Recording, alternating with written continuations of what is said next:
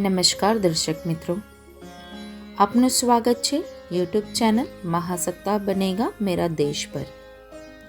હું છું આરતી ગૌર।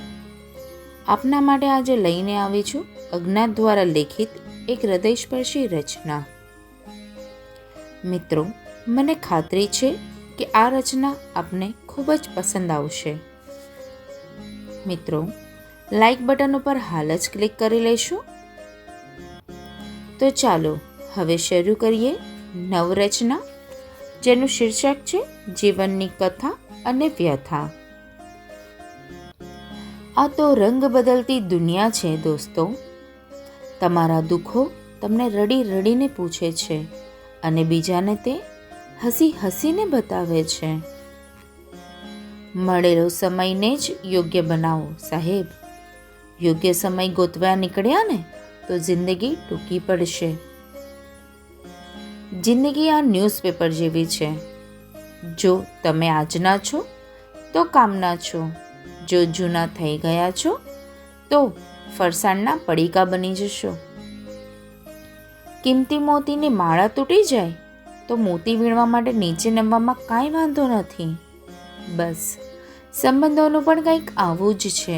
હું નીકળ્યો સુખની શોધમાં, રસ્તે ઊભા દુઃખો બોલ્યા, અમને સાથે લીધા વગર કોઈને સુખનું સરનામું નથી મળતું। કોઈકે પૂછ્યું, તમે આટલા બધા ખુશ કેવી રીતે રહી શકો છો? મેં કહ્યું, કેટલાકનું સાંભળી લઉં છું, કેટલાકને સંભાળી લઉં છું। ઘણીવાર સારું જીવન જીવવા માટે ઘણું યાદ રાખવા કરતાં ઘણું ભૂલી જવામાં મજા છે। સમય ભલે દેખાતો નથી, પણ ઘણું બધું દેખાડી જાય છે। આપણને કેટલાક લોકો ઓળખે છે એ મહત્વનું નથી, શા માટે ઓળખે છે એ મહત્વનું છે। પ્રેમની જરૂરિયાતો તો દરેકને હોય છે, પણ પ્રેમની કદર માત્ર કોઈકને જ હોય છે। જેને મળવાથી જિંદગીમાં ખુશી મળતી હોય છે તેવા લોકો શા માટે જીવનમાં ઓછા મળે છે? પોતાની જિંદગીમાં બધા એટલા મશગુલ થઈ ગયા છે કે કોને ભૂલી ગયા છે એ પણ યાદ નથી। નફરતોને બાળશો તો પ્રેમની રોશની થશે। બચપન આખું ગણતા રહ્યા દાખલા, ત્રિકોણ ચતુષ્કોણના, કાશ કોઈએ સમજાવ્યું હોત પ્રમેયો દ્રષ્ટિકોણના।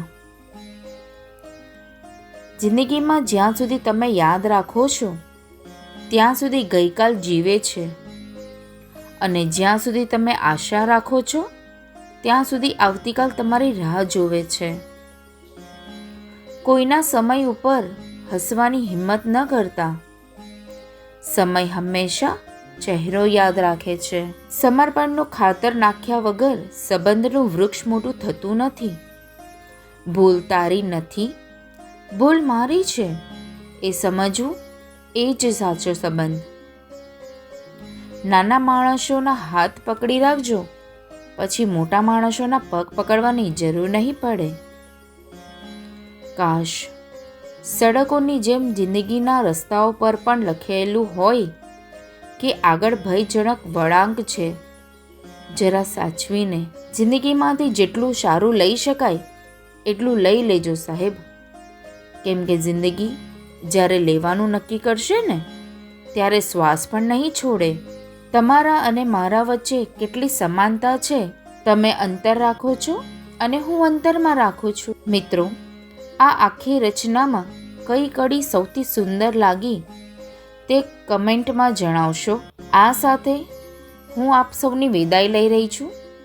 મને સાંભળવા બદલ આપનો ખૂબ ખૂબ આભાર, ધન્યવાદ। જય શ્રી કૃષ્ણ।